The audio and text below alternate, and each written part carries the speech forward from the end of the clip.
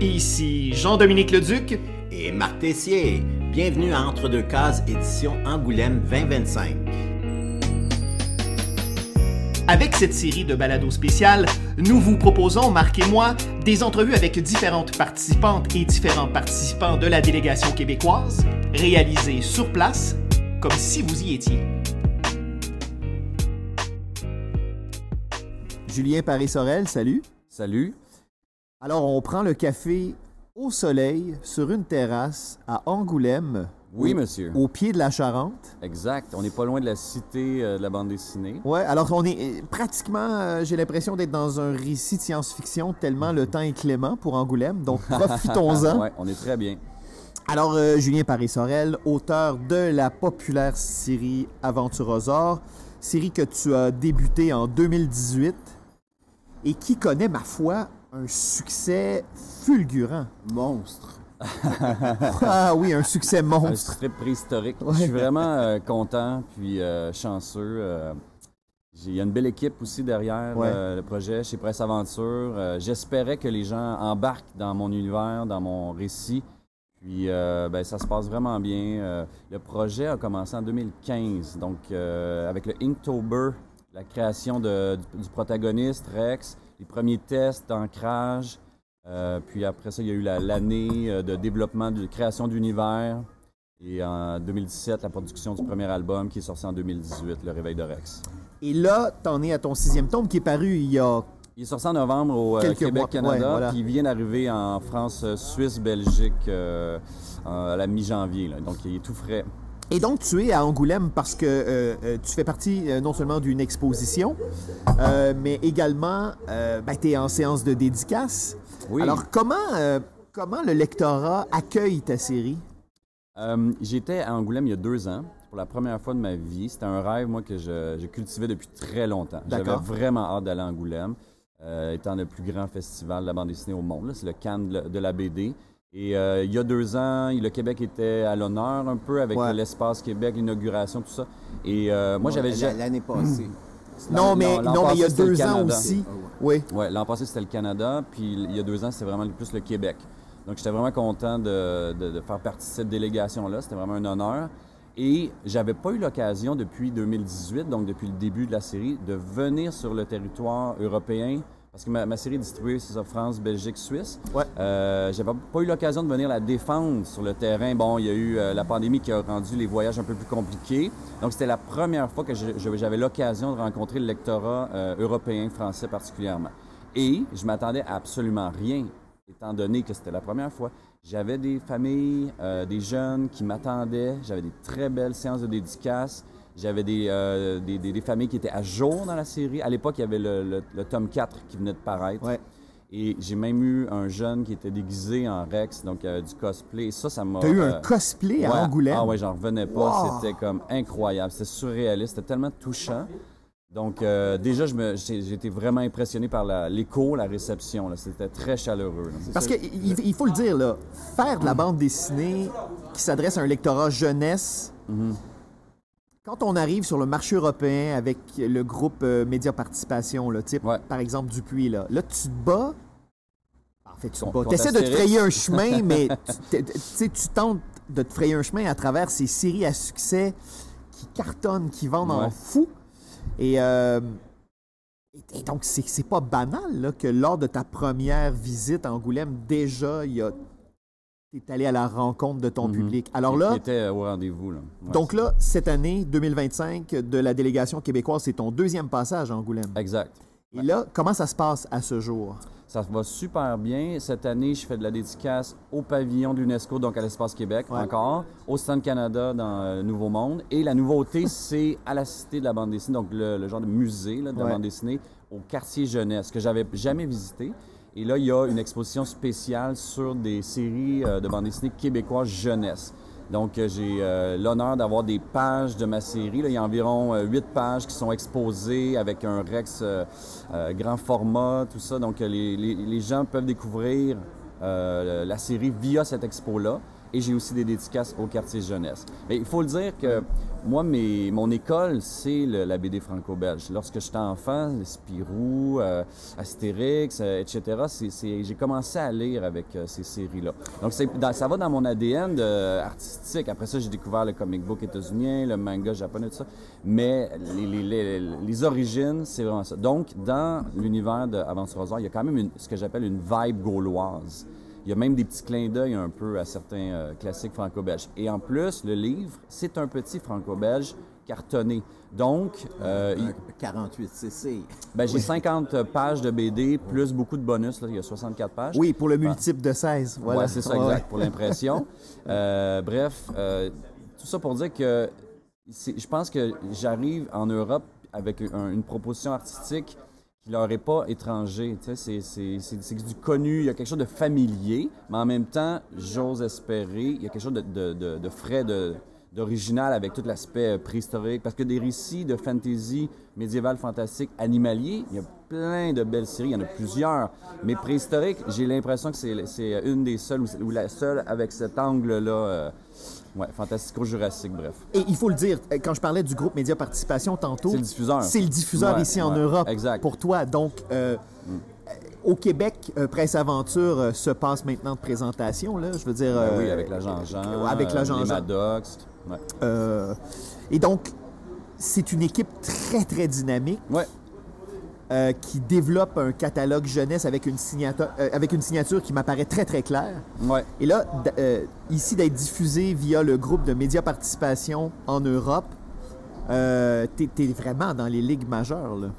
Ben écoute, j'ai l'impression que tu comprends mieux que moi ce que ça représente au niveau de l'aspect distribution, là. Oui. Ce qui arrive, c'est qu'au Québec, le marché est vraiment... il y a encore beaucoup de potentiel.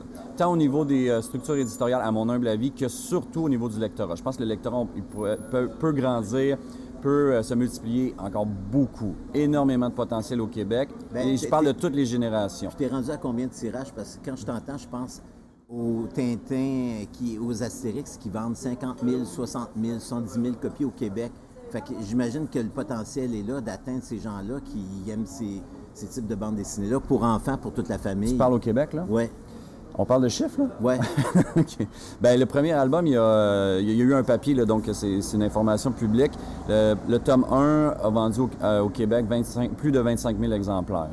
Bon, puis, donc ça, c'est une fierté, là, je suis vraiment content. Mais comme tu as si bien dit, il y a une équipe dynamique, mais aussi très humaine, soucieuse de valoriser le travail artistique des différents artistes, là. Oui, puis on sent aussi que c'est une équipe qui prend soin de ses artistes aussi. Oui, oui. L'idée, c'est de créer un environnement, un contexte de création qui est favorable. Puis, juste pour rebondir au fait du marché français, ici, c'est que, contrairement au Québec, c'est là que je m'en allais, ici, il y a le phénomène de sursaturation du marché. Multiplication, combien? 50 000 nouveautés par année? Une affaire comme ça? Non, 50 000, non. Mais 500? On est à 6 000, 7 000 nouveautés ici par année, Okay, ici en Europe francophone. Ouais. Mais là, ça monte, c'est exponentiel à cause de la traduction des mangas. Ouais. On met aussi les rééditions patrimoniales, les intégrales, tout ça. Mais oui, on nage dans plusieurs milliers. C'est ça, de nouveautés. Tout ça pour dire que avec ma série, j'ai l'impression d'être plus une goutte dans l'océan. Ouais. Donc, c'est plus difficile de se tailler une place, de se faire sa place en librairie. Mais avec l'écho que j'ai durant mes séances de dédicace, ça m'encourage parce que je vois qu'il y a des familles qui ont embarqué, qui ont lu, qui sont à jour, qui viennent chercher la nouveauté, le 6e. Il y en a encore beaucoup qui découvrent avec le premier album. Donc, c'est encourageant. Mais moi, je pense que c'est toujours une question de chaque lecteur, lectrice compte. C'est vraiment la qualité de la rencontre puis de l'expérience de lecture qui est importante, là. Bien, tantôt, on parlait de statistiques et de chiffres. Alors, j'en ai des chiffres. OK, vas-y fort. Alors, pendant que certains se régalent en consultant l'annuel de l'automobile, ce qui est vraiment pas mon cas. Toi, c'est plus Gaspard. Voilà. Moi, moi, c'est le bilan Gaspard. Ben oui. Voilà. Et je suis allé consulter l'édition 2022 et dans le top des 30 albums les plus vendus au Québec, en 2022, le 4e album d'Aventurosaure, Les Portes de Jurassium. ouais, il se retrouve en 27e position des meilleures ventes. Et là, moi, je suis très, très curieux parce que le rapport annuel qui va paraître dans quelques jours ou quelques semaines pour l'année précédente, je suis très, très curieux, encore une fois, de voir les chiffres parce que Presse Aventure a une belle présence. Et en événement, tu parles? Non, en en vente, là, au niveau dans les albums vendus. Et moi, il y a une belle offre. Oui, et là où je trouve du réconfort, c'est qu'il y a de plus en plus de productions québécoises qui battent Garfield en traduction française. Oui, je comprends. Donc, c'est l'idée de notre culture. C'est notre culture, c'est nos artistes, nos univers. J'en ai déjà parlé. Moi, j'ai grandi, c'est ça, avec des héros, surtout qui venaient de l'Europe. Puis les artistes, exemple, Tom et Jean-Ry, j'ai jamais pu les rencontrer. Ouais. Je sais pas combien de fois ils sont venus au Québec, mais j'ai jamais eu l'occasion, tu sais. Alors que depuis 10 ans, surtout je dirais les 7 dernières années, la nouvelle génération, les jeunes qui présentement sont primaires, secondaires, le lien, les possibilités de rencontre avec les artistes de bande dessinée via les salons du livre, les festivals de BD, c'est concret, là. Il y a une facilitation, il y a plein d'occasions de rencontrer. Donc ça, je pense que ça résonne avec ce lectorat-là, parce que eux, non seulement ils peuvent lire les livres, les univers, les BD, mais ils peuvent rencontrer les créateurs, les créatrices qui sont derrière ces univers-là, ces histoires-là. Donc ça, je pense que ça ajoute une force à l'expérience. Parce que tu vois l'humain derrière, tu vois le travail, tu peux parler avec la personne qui parle de son processus, qui dit « Ah, ça prend 1 an par album », par exemple. Oui. Et c'est que la bande dessinée jeunesse, lorsqu'elle est bien faite, non seulement elle s'adresse à tout le monde, mais je trouve qu'elle est fédératrice aussi, parce qu'un album jeunesse, quand il entre dans une famille, et là... J'ai 2 grandes filles maintenant qui ont l'âge d'avoir quitté le nid familial, mais moi, à l'époque... Les nombris, par exemple. Non, les nombris... D'ailleurs, moi, je m'amuse toujours à raconter pour l'anecdote que quand j'ai commencé à faire ma couverture, quand j'ai commencé à travailler comme médiateur dans les médias, quand je recevais un nouvel album des nombris en service de presse pour que je puisse le lire puis préparer mon entrevue en amont, fallait que je le cache. C'est ça, tes filles sautaient dessus. Et mon épouse aussi, là. Fallait que je cache l'album. J'étais cuit, sinon j'étais le dernier à le lire. Là. Ben moi, je m'en suis jamais caché. C'est une histoire grand public. C'est pour tous et toutes. En anglais, ils disent « for all ages ». C'est vraiment un conte fantastique pour toutes les générations. Oui. OK, moi j'ai juste une petite intervention parce que j'en ai parlé avec Julien avant. Parce que moi puis Julien, pour les auditeurs, on se connaît depuis longtemps parce qu'il a été un de mes premiers étudiants, puis on a fait synthèse ensemble. Oui, fait que à l'UQO. C'est ça. Fait que Julien, il explorait beaucoup la narration, les suites narratives sans parole. Il y avait de l'expérimentation dans son travail de synthèse. Puis, je dirais aussi, dans son premier album, chez Front Froid. Fait que ma question pour Julien, c'est comment tu intègres ta recherche graphique narrative dans une BD pour tout public? C'est une excellente question. C'est ça, moi je viens de la BD, comme tu as dit, j'ai fait beaucoup de BD muettes, beaucoup de BD comme expérimentales, entre guillemets, je voulais explorer le médium, tout ça, je viens de la BD un peu alternative, BD de genre, underground à mes débuts. Et ça, mes racines sont encore présentes. Et donc moi, mon objectif que j'avais un peu l'impression de cacher dans les premières années, mais que maintenant je le cache plus du tout, c'est de...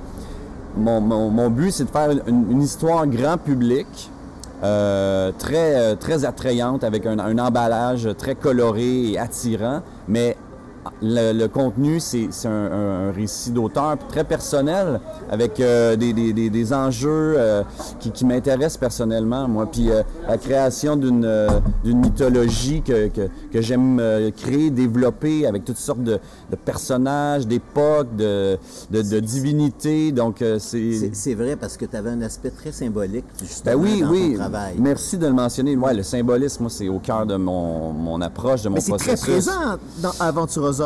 Et je sens tout le soin que tu apportes à ton découpage. Oui.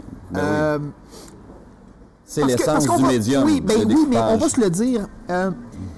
Il y a des séries, puis peu importe à qui elles s'adressent, les séries, quand on tombe dans une logique de série, on tombe souvent dans une logique commerciale et on pousse la machine et on essaie de rapprocher les sorties et on accélère. Et souvent... Le marché est ainsi fait. Oui, le marché est fait comme ça. Donc, quand on lit des séries comme ça, on sent pas forcément qu'il y a une réflexion derrière, où il y a un désir, où il y a...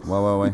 il y a oui, vraiment une réflexion sur le comprends. médium. Alors que dans Aventurosaure, moi, quand je lis une histoire, je sens le souci, le travail, la recherche, et de faire en sorte que, tout en racontant une aventure palpitante, Ouais.